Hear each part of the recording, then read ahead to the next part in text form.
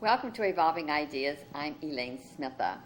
This show is dedicated to the inquiring mind who wants to go beyond the ordinary, and we deal with cutting-edge paradigms, really on the cutting edge of discovery. Tonight is no exception because we have with us Roark O'Brien, who is teaching teachers to teach how to teach the children to play chess, to learn life skills. And when we come back, we're going to learn more about what he does.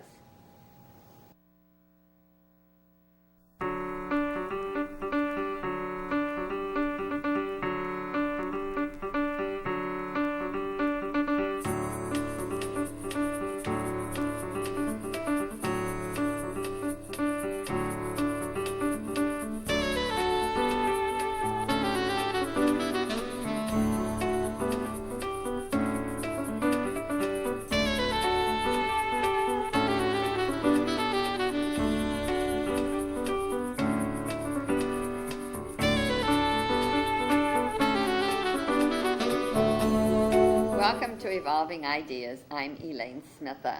We're very happy to have Roark O'Brien with us tonight because he's involved with teaching chess to children in schools. I myself would have loved to have learned to play chess when I was in school. I think it would really have helped me strategize my life. But you know, it's the school of hard knocks. I think sometimes it makes it all come together. So anyway, please join me in welcoming Roark O'Brien. You brought your chessboard with you. Yes, I did, and it's actually from my home, so it's always ready to go. I have a 9-year-old son who plays on a drop of a hat, so. Oh, wonderful. Yes. Well, Roark, your resume is really impressive. You started off in the investment business, finance, and Smith Barney, and you kind of came up the ranks and all kinds of skills utilizing that basic knowledge of yours. How did you ever get into this business? I mean, you've owned finance company, you've done mortgage company, you've done all that kind of stuff. You're so young, too, you see. Well, thank you for saying that. I don't know that that's true, but I have the common link in all the things that I've done has to do with people. And I'm working directly with people, so there is a commonality in some of the pieces. But how I got into this was a friend of mine who founded this, Scott Oakey, who was one of the early marketing guys at Microsoft, and he is now a philanthropist and venture capitalist. But I met with him, and he had been an investor in a couple of other things I was involved in. And I reached a part in my life where I was beginning to be drawn more toward the philanthropic and community service types of activities I was involved in than the venture type things. And the last few years have been difficult as well. But still, I went to Scott, knowing that he as his personal mission, likes to marry philanthropy and entrepreneurship. And I said, is there something that I can That's look a good at? combination. It's a wonderful combination. It's not typical that you see a lot of entrepreneurial type of drive in nonprofit type companies, and yet with Scott involved, for sure, there would be that dynamic. So he suggested this chess thing, and I said, chess in school? What? What are you doing involved in chess? And what do you mean in schools? And what are you talking about? So I couldn't make the connection until I got into it more, and then wanted to do this very badly. So this is a dream job for me. Well, how did he come up with the idea of teaching chess to kids? I mean, what was in his background that brought this to the fore? Well, it really is a combination of a couple of things. One, he has a commitment to improve the educational environment, and he thinks there's a lot that needs to be done, as do many, and I agree. Mm-hmm. And there are a lot of different ways to do it. And so he, with another gentleman named Eric Anderson, who has chess in his blood from way back, and is also a venture capitalist, said, well, there's this organization in New York called Chess in the Schools, and they have 40, 50,000, maybe more students that have been in this for years, and it's proven to really work. I mean, it's they play chess, and they learn several other skills that go along with it, and it ties into their other activities. Does Mayor Bloomberg know about this? I would have to guess he does. I don't know. He's struggling with the education system there. Well, yeah, well, who isn't? I think a lot of people are. 40 or 50,000 people sounds like a lot. It's not a lot of people in New York. But it proves to work. It's a simple solution to a sort of a complex thing if you look at it. And so, based on their success and the two of them, Scott and Eric, Scott's, wanting to improve education. Eric wanted to improve education, but having a chess passion, got together, formed America's Foundation for Chess. It was originally called the Seattle Chess Foundation. They changed the name because they wanted to build it nationally. So it originated in Seattle? Mm-hmm. Right here. Great. So, Pacific Northwest ingenuity. I love oh, it. Yes. Oh, yes. There's a lot of really great philanthropic stories that come out of this area. Of course, the biggest foundation on the planet, the Gates Foundation. So there's a lot of really great, innovative ways of affecting change. But that aside, this was founded 3.5 years ago. The first director that came in really had to put everything together. We had no curriculum. I say we. I've been here for only a couple of months at this stage. But they had to put together a curriculum and figure out how to run the tournaments, and they had to kind of figure everything out for the first time. Now we're at a point where our curriculum is nearly finished, and now it's time to roll it to the rest of the country. And we get calls all the time from all over the country saying, we want your stuff. When can we get your stuff? So it's great. So what does this do? What is the premise for this, and how do you begin to implement this into the schools? How do you get the schools excited about this? And yes, let me just bring this up to date. Well, maybe what might be a good idea, I brought something that was published, and I'm not even sure which students did it, but it was written by some kids, by kids who play chess, and they wrote 20 reasons to play chess. Good. Now, these are kids. Now, I figure that's great. When they ask me to play chess, well, yeah, I know how the pieces move, so I must play, right? Well, it's a little bit more than that, especially after you've gotten beaten badly by a 9-year-old and regularly. So what age group are we talking about in here? Second and third graders. We focus on just second and third graders. You get them excited about school. Well, it's interesting. We have a curriculum, and I'll go through that too in just a few minutes. But we start out by, well, maybe that's the way to start. We start out by, literally in the very beginning, they have a little chess coloring book. This is how it starts. My chess piece book. And this is, a pawn, and they color it in. This is how basic. Teaching the pieces. Teach the pieces, what they are, what they're called, and then go from there into how they move. And then so the curriculum is a very full. This week we do this week we do that, and it's very, very well calculated. We had a curriculum specialist help us design. So I was going to ask you how you came to that. Well, it's a complex process. There's a specialist that came in and helped us write. This is a book for teaching the teacher. This is filled with lesson plans, and here are the things you do week to week, along with workshops where we teach the teachers, along with mentor program that follows second year. So they're getting a lot of support in helping the teachers teach the kids. Because what happens is the kids go past the teachers very quickly in a lot of cases.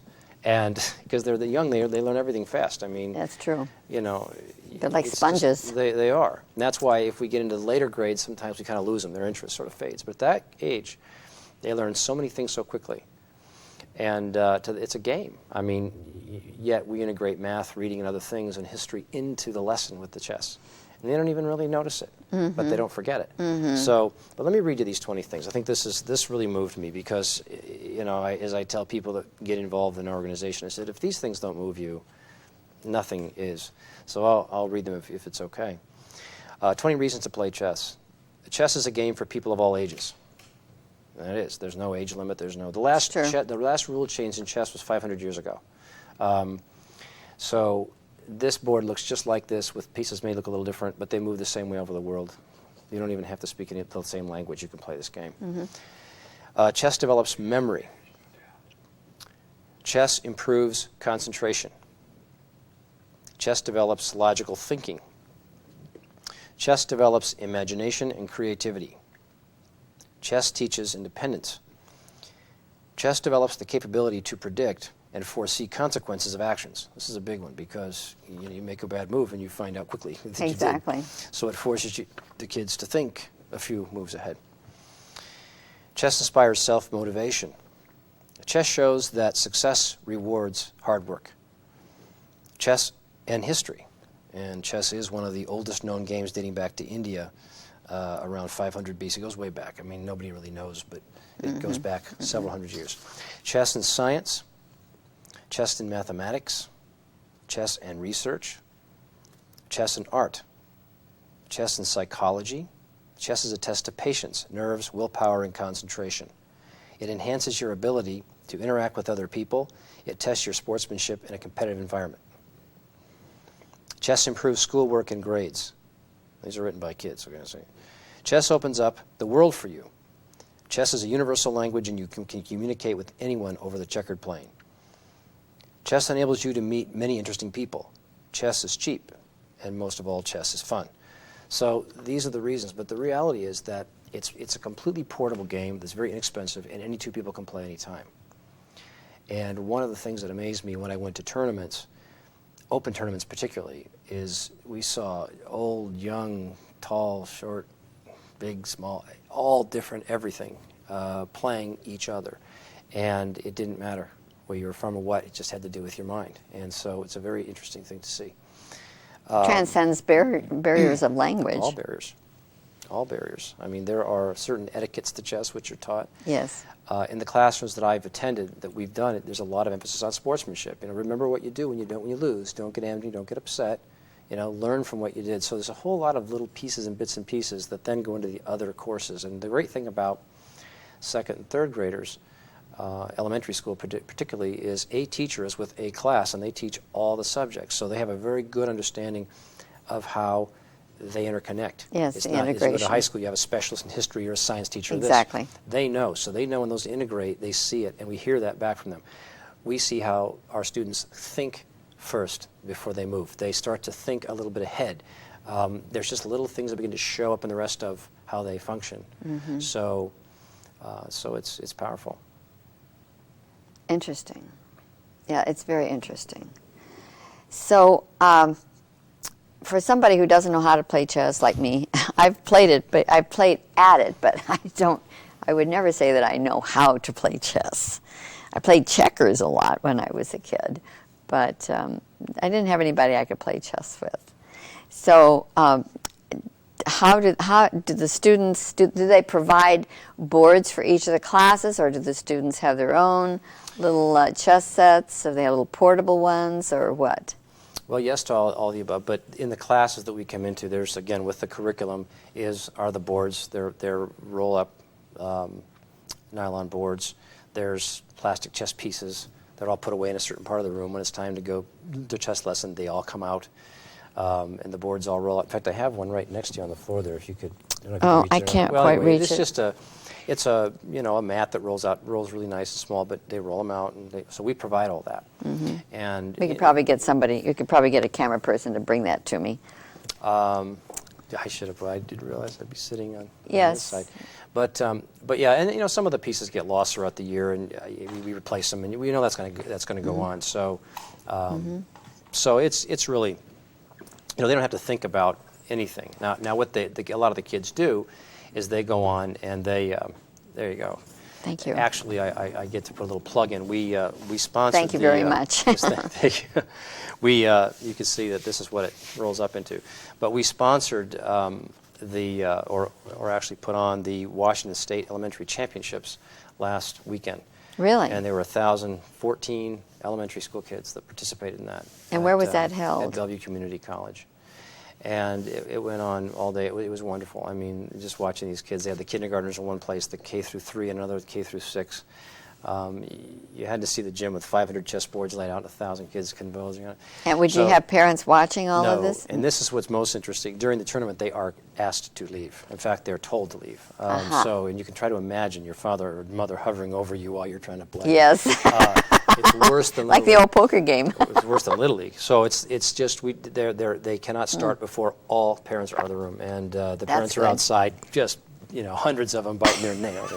So and the kids will come out, either they're crying or they're it just depends. Right. But the boards are just like this, and they this particular one was there's our little logo in the corner. This was our premier sponsor was Merrill Lynch, so they had these made up.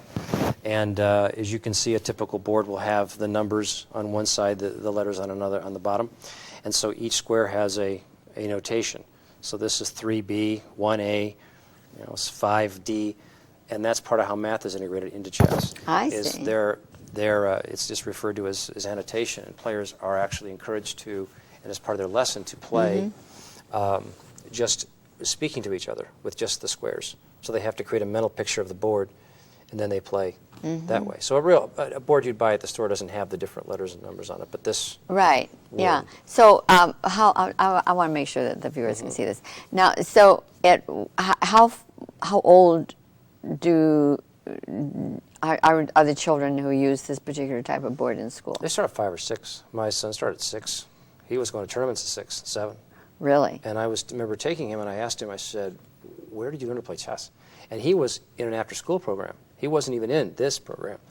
And he's been playing it for 3 years now, and he plays a pretty high level. I can hardly beat him. I've beat him once or twice, but Really? It's tough. He's tough. Oh, that's good. I know I was over here at the YMCA one night, and they were teaching chess over at the Y. I thought that was really interesting. Well, it's a funny game. You know, my son will go up skiing, and we bring up, this with us, a little board and some pieces, and Really? we go up for lunch, and we'll start playing, and inevitably people will Gather around to watch. And I don't even know if they know what they're looking at, or if they do know, they're all, it's just this interesting thing. And it's kind of it's just a funny thing. I mean, we see people now carrying boards around. It's going to become very popularized in this country. When you think of a country that's not that much older than 200-some years old, it's pretty young when you look at a game like this, and you realize that it's part of the culture of Eastern Europe and other parts of the world. I mean, very much a part of their culture, way beyond just playing the game. Their heroes are chess masters, and so it's very interesting. Well, that's really good. That's quite a change, don't you think, from having other pop stars as their favorites? Yeah, it is. I know that many parents, myself included, anything that gets my kids off of video games and television and things, and gets them thinking and able to communicate is a good thing. So that's good just for that one thing. And to be thinking, because so much of what the kids are exposed to is so rote and boring and almost hypnotizes them. Where in this, they have to be thinking. You know what's funny is, Taylor, we hear stories about students who are behavioral problems or have some minor ADD or something. Right. And for some reason, they get into this game, many of them, and they concentrate, they're focused, they're great at it. One of the kids I saw Saturday was carrying this trophy that's about as big as he was. It's a huge thing. And was passing by, and his teacher said, he's not that great in school, but in this game, I mean, he's unbelievable. So, and as some of the behavioral issues kind of dissipate, and all of a sudden he's got something to feel good about. So I don't know. Self-esteem. Very much. You don't have to be big or fast or strong or anything. You just have to be able to sit and think and understand it. And some people discover that they can sit and look at this game and see certain moves and recognize certain strategies. And I was at one of our schools about a month ago, and this little 9-year-old boy I was playing with him, and he was beating me to death. And he wasn't only beating me, he was explaining to me the multiple ways that he could beat me if he wanted to. And I was feeling really great about our program. I wanted to kill him. But no, seriously, I was really, I said, watch, this guy was just going. And I talked to the teacher. She said, he first of the year, he just didn't really take a lot of interest in it. And once he got a little bit behind him, a little bit of wind, a little bit of, got a couple of pieces, all of a sudden they start to feel a sense of, boy, I could do this. It's amazing. To take a really big story, I brought this book, and I'm going to leave this with you because it's such a wonderful book. This man, Salome Thomas El, I'm not pitching this book, I get it. But it's called I Choose to Stay. Here, let me hold it for you so the camera you can talk about it now. Camera can get hold of it. He came from inner city Philadelphia and went on to college and faced all sorts of adversities, and then went back to be a teacher in these inner city schools, and had, because of successes with his chess programs in these schools. And I mean, these are schools that rarely have two parents with kids. They're getting shot, they're dying. I mean, just the most bizarre things you can think of. And anyone would jump at the chance to get out of that environment. And he stayed there. He has stayed. He's now principal of Reynolds School there, and is now widely known. But his chess program, he created stars and teams of stars, and drove them around parts of the country to compete in these things, and had kids that were supposed to not ever have made it out of school or graduated that became stars. I mean, just phenomenal success with chess. So that really put the idea on the board. Yeah, I can see that would be very beneficial. I think giving the kids a sense of achievement, personal satisfaction, and being able to perhaps stand out amongst the crowd in a way that they couldn't have otherwise. I think so many of the problems we have in school is because the child is not motivated, because it's the boring curriculum, or there's not enough to mentally stimulate his mind. There's no challenge for him to excel. And sometimes their behavior just is simply a visual, an outward expression of the frustration they feel inside of themselves. And I will often wonder about all these drugs for kids. I just cannot abide that at all. I don't think the kids need that. I think what they need is more stimulating education, a more stimulating, mentally stimulating environment. When my kids were little, we didn't even have any television. I didn't want television in the home because the kids were so creative. They built a fort in the backyard. They had to learn how to construct, how to measure, what piece goes where when, how to make it sturdy. They had to measure it. They had to learn to saw it. They had to learn, to nail and not hit their finger all the time. I mean, lots of skills. And then when it was done, then they could play in it. And then they had games, so their imagination was always going. I mean, that was only one of the things that they did. I think that education today does not meet the child's need. I think it meets the need of the educational system to satisfy the parents, to give them some measure of education. I mean, I'm an educator, so I'm speaking from experience. Do you agree? Yes, no, well, I definitely agree. And to be part of this organization, you have to have a passion for wanting to improve that. Because ultimately, we're not trying to create chess players. I mean, that's not the idea. Some will go on to become chess players. That's wonderful. Right. And some will But play. that's not the idea. If they play for those 2 or 3 years, or those 2 years, and they concentrate on that, if they choose to go to after-school programs and be part of a team and go on and compete, that's wonderful. But that's not part of what this is. But look at the skills they're learning. Their skills. If they did the lifelong skills they take and they never touch another chess piece again, we were hugely successful. So that's the way we view it. And that's exactly how we treat it. So, and we see the results. But they don't stop playing. I mean, they keep... They'll play forever. They just do. You pull a board out, and before you know it, they want to be in on it. And because they have their own opinion as to what the right move is or was. Right. Well, that gives them some sense of power over themselves and the moves they're making, and to strategize. I still really think that's, and this also brings to mind in the educational system how they take out the music and the art and the arts in school. Except those are the things that make us human. Those are the things that build the character. They're the ones who build the softness, the understanding, the compassion, the things that we really need today in the world, as well as the creative activity and satisfaction of doing something that brings them a great deal of joy. And we take that out of the curriculum and we just go with reading, writing, and arithmetic, as the old saying went, without any of these other antecedent amenities. Then I think that the child is shortchanged. And I think this is a very good illustration because this also falls in the same category as, although it's not as competitive, but in the arts, being able to express yourself and be able to make your own statement and be honored for your statement. And this way, this is a little bit more competitive, but it achieves the same kind of an end, or similarly. Yes, it does, actually. And so I think, one thing that we do have, and I don't know when you want to run that. Do we have a clip? Maybe this is a good time to run the clip. I'd like to, just sort of to get. Yeah, I think that's really good. In the classroom. So, yes, I think that would be really good. This is a good time. They have to get it queued up, and then we'll be ready to go on that. Just cut. No, well, they'll take care of it in the studio. In the control room. As soon as they get it all queued up,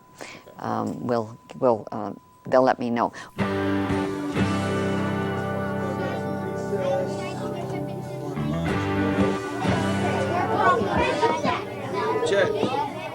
America's Foundation for Chess was founded by a group of local philanthropists who had either a passion for chess and or a commitment to the mission of helping advance education and educational goals, and came together and realized that chess could be used as an educational tool.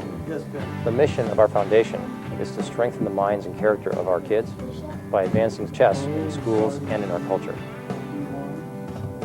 The No Child Left Behind Act requires that all American kids are 100% proficient in math and reading, and that's a federal mandate without funding.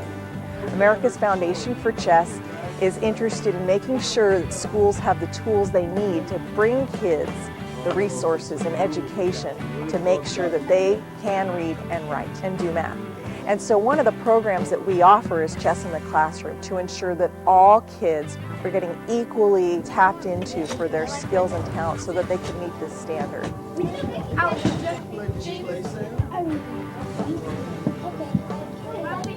Missing a pawn. Do you have a pawn? The program is developed to help classroom teachers be able to incorporate chess into their curriculum. The way that we do that is we help the teachers by providing them with a model for 1 year who comes in once a week, a chess instructor that teaches chess to the students with the teacher. And then at the same time, those teachers are in teacher workshops where they have teacher-only time to learn how to play chess, but also really learn how to incorporate that curriculum into what they're already doing in their classrooms.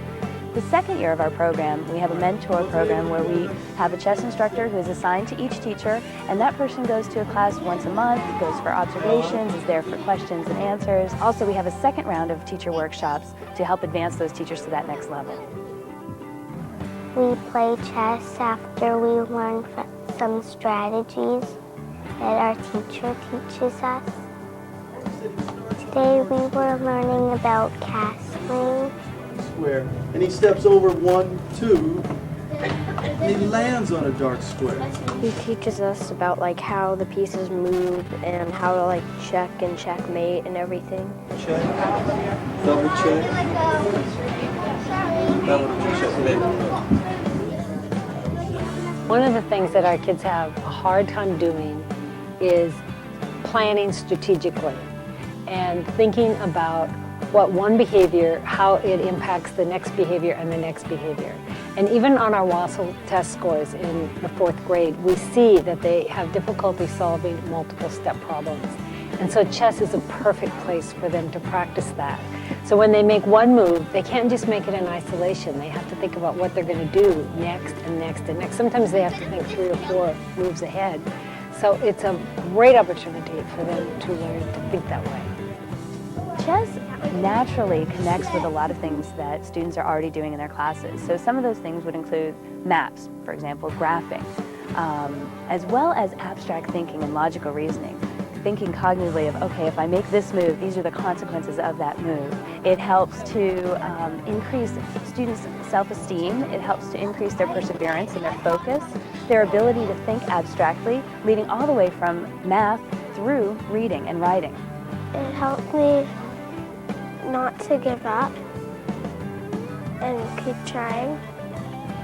Chess has been a wonderful addition to our classroom. The children have really learned how to stop and think about their moves in chess, which has been carried over into other aspects of 2nd grade, such as problem solving, not just academically, but socially.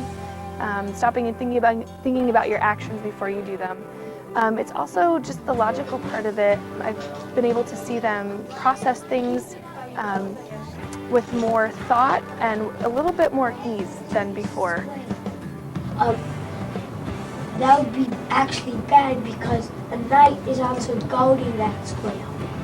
Schools are under a lot of pressure to do well on the tests, the assessments. And so there's, I think, reluctant to try new things, but I would encourage schools to look at it. I think it helps kids think at higher levels, more strategic ways, develops problem solving, all of the things that we want our kids to be able to do in the future. And I think it's worth the time spent. We're made out of light. We developed a very, very successful curriculum. We know it works because of the response we've gotten from children, parents, and teachers. So we don't just take the curriculum, hand it to the teachers, and walk away. We give it to them, teach them, bring workshops in, and continue to mentor them through the program so that we can continue to see that it continues in perpetuity. The goal that we have is to be in every single 2nd and 3rd grade classroom in the country. What we're doing now is we're sending out applications for next year where schools in Western Washington can apply for a grant to pay for the program in order to bring that program into their schools. Checkmate.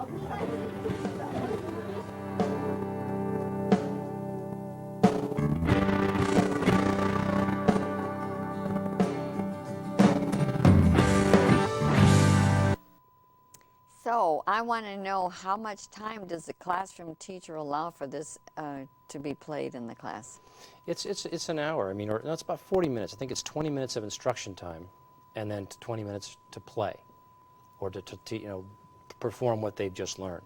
So they'll learn one move. That class you just saw has been at this is getting toward the later part of the year, so they're getting pretty good at some things.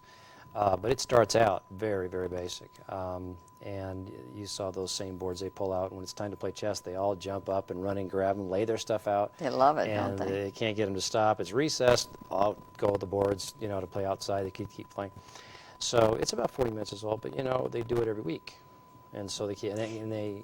Okay, so is it one day a week that they do this, or is it part of every day that they do this? It's not part of every day. I think it's about twice a week, if I remember, 2 or 3 times. We're still working with that as to what the optimal thing is, because a lot of the schools are going past our curriculum. We had it set it up very basic, and now they're all going 2 or 3 weeks ahead of us.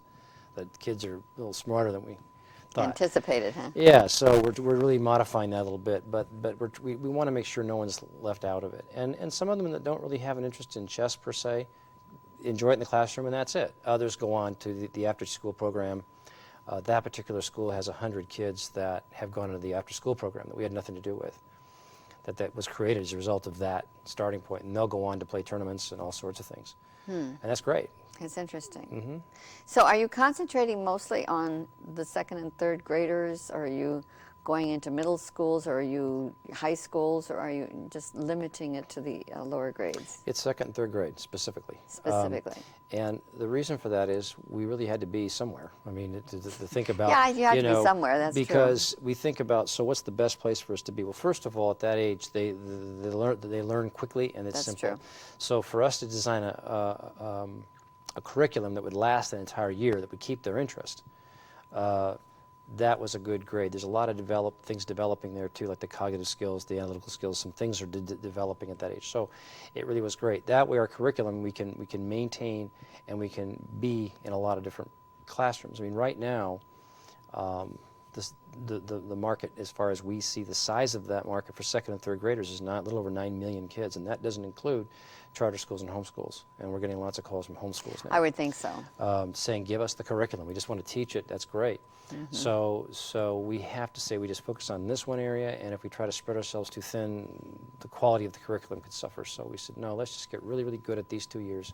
They're going to learn a lot, and where they go from there, there's plenty of options that they have. But So what would be options that would go beyond the 2nd and 3rd grade? I mean, what do you envision that to be? Well, what has happened is a lot of the kids wind up, their parents get them private chess coaches. There are many, and they're in high demand right now. Chess coaches? Oh, yeah.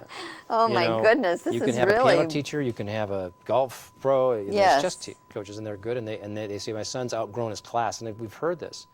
My son's outgrown what you have in the school we want, and he wants to keep going.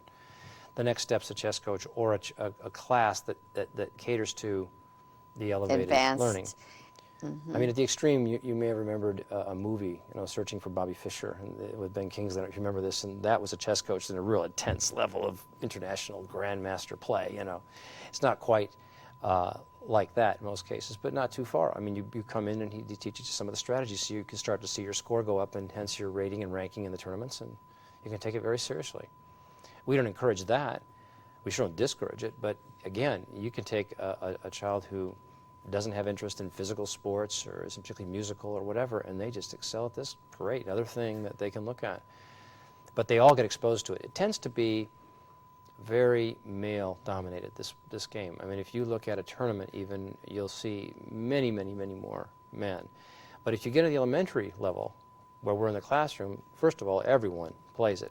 So when you get in the elementary tournaments, like the one we had last week, it's a pretty good mix because they're young. So we think that as we start to expose them more and more to this game at a younger age, you'll see that begin to evolve into the older. But you see chess in parks and things like that. You don't see women much doing that. Well, they're saying it's kind of a competitive thing with the guys. I mean, that's their macho kind of a thing. I suppose, there's certain terms in chess like, skewer and fork and pin and, kill. I mean, there's all sorts of these terms. I suppose those don't exactly help. But at the elementary level, there's no distinction, so we don't see that. there. And the girls are just as active, if not more so, than the boys. So that's a good thing, I think. But again, with 9 million kids to look at, or probably far more than that, we think that's plenty to worry about right now. Yeah, it sounds like it. Sounds like it. Do you think that if there were other connotations for some of the terms that they're using, that it would be more appealing to the girls? You know, I don't really know that would make a big difference. I know that when boys get together, they tend to act like boys, and they like those kind of words. Oh, got you pinned or forked, or you're but I don't know that matters so much, because those terms aren't necessarily exchanged when you're playing the game. I mean, basically you don't talk a lot, you don't talk at all in a tournament. I would chance it to say that the game was created for men in the first place. I couldn't say that for sure, but probably was. Probably. It came out of India. Well, because mostly the women are relegated to child rearing and cooking and maintaining the house. That's the division of sexes is propagated over in the early times. True. Well, the king is taller than the queen, has been, but the queen can do a lot more moves. So. Well, I think that. I mean, that doesn't necessarily. To me, men are usually taller than the women anyway. I don't. I you know what I'm was saying? jokingly. I really don't know that. But that's true. I'm sure it was probably a king's. Well, think about the way the chessboard is. I mean, you've got a certain hierarchy to it as it is. Yes, you've got you the bishops, knights, rooks, pawns. I mean, yeah. So why don't you, because we have people in our audience who don't know anything about chess. So why don't you go through and talk about the different pieces, and that would be interesting. Okay. Well, and I'm no chess expert, but I will make myself sound like one for somebody who knows nothing about chess. Well, that's good. Anybody who knows, they'll know. I can Okay. tell you. Well, there's 64 squares, 8 by 8. You always start with the white on the right-hand side. Mm-hmm. White always goes first. Now, I don't even know the reasons for these, but they always do. Mm-hmm. So when you sit down, you know who goes first. There's no, I'm black, you're white. These are the pawns. There are 8 of them. Those are the servants, right? The little, they can be pretty strong in a game, but they're out front, and you use them to advance your more powerful pieces. And each of these pieces has a point value, so it's referred to as material. So each piece has a material. So this will be a point. This will be 3. This will be, I think, 3. This is 5. The queen is 9. So they have different values based on how they move. Of course, this has no point because it's infinite, because if you lose it, the game's over. The king. So the pawns, again, if they're up front, the pawns can move 2 squares on their first move only, and then 1 square after that. They can only capture diagonally. You can ask questions if you like. This is the rook. The rook can move on a straight plane. It cannot move diagonally. It can move 1 or all squares, as many squares as you want, either way. At a 90-degree angle. At a 90-degree angle, yeah. This is probably the most complicated piece, the knight, because it can move in an L shape. So over 1 square, up to over 1. So it has 8 potential places it can move at any given time if it's open. And it is the only piece that can move. It can move, not the piece, but it can move backwards and forwards. And it is the only piece that can jump. So that's because he got his horse. He got his horse, yeah. See, Knights have their horses to jump. So if I want to capture this piece, I can jump over these other pieces. So he has more freedom than anybody. Yeah, he does. So he's kind of a funny one to watch. The bishop can only move diagonally. So if the bishop's on a dark square, it will always be on a dark square. You have one on a dark square, you have one on a light square. And oh dear, and they have to stay on the same side of the board, do they? No, not at all. But they can move diagonally as many squares as they can go. Did you have to remember which side they came from? No, they can only move, they move not necessarily. I mean, just that whatever color they start on, they can't, because they can't move this way, they can only move diagonally, they can only stay on their own square. So they can move up here and back again, and up here and over here and back here. And so the queen, probably the most versatile, or is the most versatile, can move as many squares diagonally or 90-degree angle or straight. So she can move, here, here, straight, over here, but cannot jump. So So the knight's the only one that can jump. the knight's the only one that can jump. And the king can only move one square at a time, any direction. So the king can move here, here, here, here. You move these around. So the king can move any of these. Again, cannot jump. So, and it's weird because when I first started playing this, I don't know why, from when I was a kid, I remembered those things. I don't know, they never left. A couple of other nuances about how the pieces can move that I hadn't remembered. But with that base, I could at least go to the next step of saying, okay, there's a couple of strategies you want to think about. Because I just moved pieces around until Right. I was killed off or Right. they were gone. So there's 2 rooks, 2 knights, 2 bishops, and a king and a queen. Is that correct? And the queen they- always starts on her own color, so they face each other. Well, good. Does that? I don't know if that does it. Yeah, well, it helped Helps. me. I mean, I didn't know, so that's good to at least know that. And the clock, too, which is important because I think people have a vision of a chess game being, these 2 people staring at each other for days or hours on end, to make a move.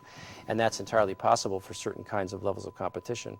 But if you're going to play a game, and my son does this inevitably every night before he has to go to bed, I mean, he'll 10 to 9, Dad, let's play a game. I'm like, I saw it coming, and we're going to play a 10-minute game. So we're going to play, each player gets 5 minutes, and that's it. That game is over in 10 minutes. So we can set those clocks however we want. I see. And say, okay, we're going to play a 20-minute game, which is, to me, I like a 20-minute game because I get 10 minutes each piece. And if you think about it, it goes pretty quick. But when I hit my clock, his clock starts. When he hits his, mine starts. So they're always going. So there is a sum total of that much time, period. Some clock is always going. So that's what the fun part's. My son will go, I want to play. Okay, 10 minutes. No, let's do a 20-minute game. We'll do a 10-minute game. Well, let's not even have a clock. No, we're going to use a clock because I know how you stall when you want to go to bed. But we do. And so, it is fun. And I can't say no to him, and he knows that. He says, Dad, let's play chess. Oh. So I'm like, okay.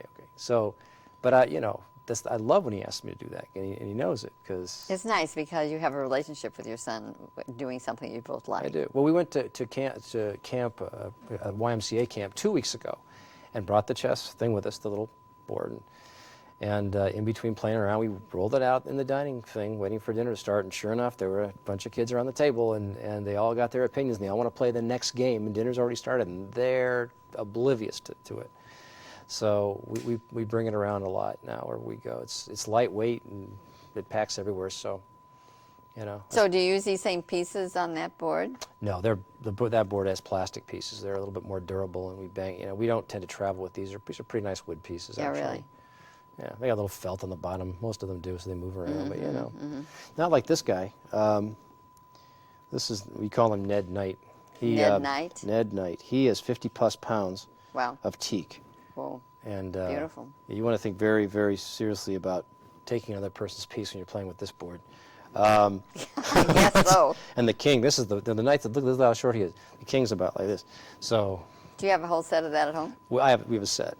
Not the whole set. We're getting the different pieces in, but it's a lot of fun. This is made by a friend of mine down in California, a company called Mega Chess, and they make all these big chess sets, and some of them are bigger than this. Some are plastic, and they have things you can roll out on your lawn, and we bring them to. We're actually going to be doing a fundraiser in the Bellevue Square Mall Are you really? September 19th. Oh, wonderful. And we're going to have 40 kids turn to 20 to 10. The final 5 get to play celebrities. It's going to be a really neat thing. But we're going to have these big boards with the big pieces the kids can play at different parts of the mall, and that'll bring Gosh. attention because the kids love it because they can carry the pieces. They're as big as they are. They put it. Yeah, but where do you keep all those? I mean, those are huge. Well, in a big storage area. In a big storage area. They stack okay. I mean, these are Do you not. have These are more a delicate. room just set aside for chess? Where you have we a have board chess on the boards floor? everywhere. We have a game going Tile in the on office. the floor as your chessboard? No, I don't. Now you could do that. We Now there's could do an that, idea. but that would be disruptive a little bit. We have a game going in the office all the time. So somebody's playing somebody all the time, and we might take a day or two before we make a move because we're so busy. But there's always something going on. We don't use the clock, so it's a blast. I mean, and we try to keep up with the kids, but I gave up. I just it's just they're so fast. I mean, when we get a clock game, I need more time to think about this move, and they're just many of them, they just see the board and they just recognize things so quickly. It's almost scary. So we see it working, and it's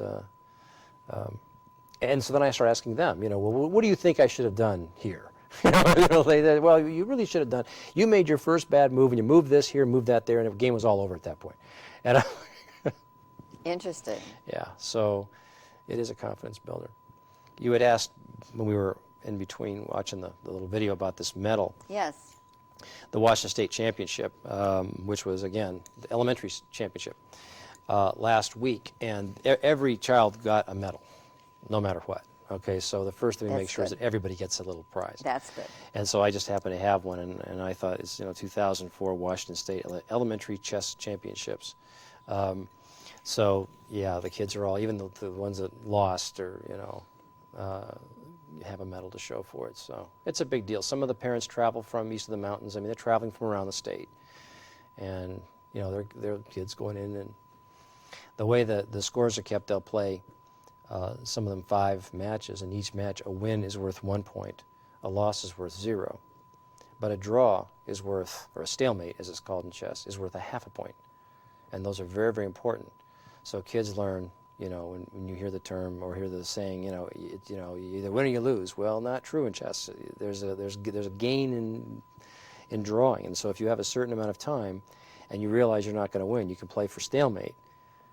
And your opponent knows that you're doing that, and you're trying to get that half point, and he wants his whole point. It gets interesting, because he already knows he's got you. It's a matter of running out the clock. So some of them get very crafty at what's called the end game, and they understand that can be the difference between the trophy or not, just playing for stalemate. So that requires some thought. It's okay, I've lost this game. Now I have to play to stalemate, to get we each get a half a point. And it's interesting. Talking about the end game, it seems to me that Orson Scott Card wrote a book about the end game. Have you read that? No, for chess? No, it's just using that term on the end game. He's a very good writer, Orson Scott Card. You might want to check that out. It just came to me when you were saying that. He's a very creative writer. Well, some of the books written, and there, by the way, are more books written about chess than all other sports combined. That could be chessy, but it was used in a different way. But it's the same application in a kind of mind thought. There's the opening. I mean, there's a stack of books that I have. I've tried to read them. Give me brain damage. There's the openings, tactics, strategies, middle game, end game. It's all the different. So once you're at this stage in the game, here's how you play a really brilliant end game. I mean, just that whole study of how that works. And the difference between someone who may or may not win a tournament's got a half a point that they're going to win by. Mm-hmm. It's always that. So there are some people that specialized in very aggressive tactical openings, and the kids' personalities in our thing will come out in their way they play. You can play. I would think, you can play defensive. You can play offensive. You can play positioning chess. There's all sorts of ways you can choose to play. So what I see the greatest attribute of this is children having used their mind. They use their mind. I saw. In other words, it's not just something to entertain an individual. It challenges them to use their mind. And if they use their mind in a skillful way, as an adult, they will be far better off. Yeah. It doesn't make them such robotic, behaving children. Yeah. It gives them the ability to use their mind, which is what it's all about anyway. It should be education. Yeah, it is. And at that age,